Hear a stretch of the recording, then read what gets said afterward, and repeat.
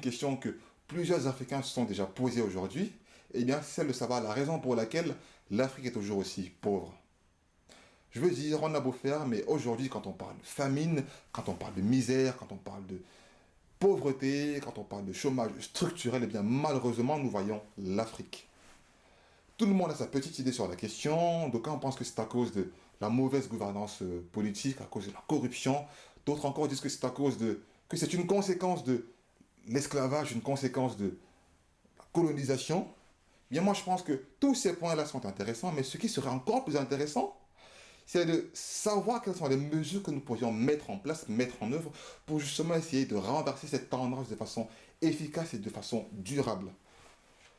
J'ai étudié plusieurs rapports sur la question et il se trouve que la solution, ou du moins une des solutions, repose en un seul mot, investissement.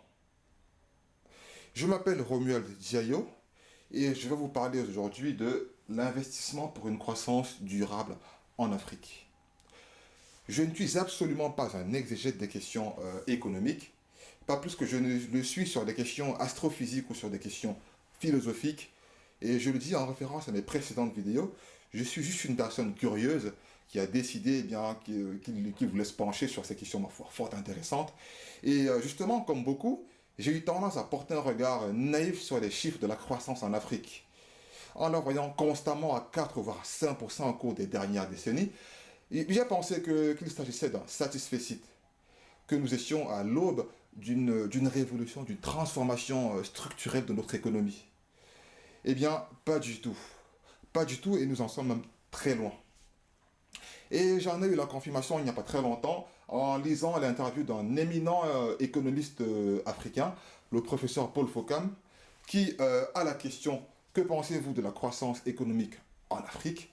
Eh bien, il a répondu tout simplement qu'il s'agissait ni plus ni moins que de la poudre aux yeux. Et en creusant un petit peu la question, on se rend compte que malheureusement, il a parfaitement raison. Et c'est ce que nous allons essayer de démontrer, ce que nous allons essayer de comprendre ensemble au cours de cette série de 4 ou de 5 vidéos. Nous allons dans un premier temps dépeindre un petit peu le paysage économique africain. Ensuite, nous verrons quels sont les déterminants de l'investissement en Afrique.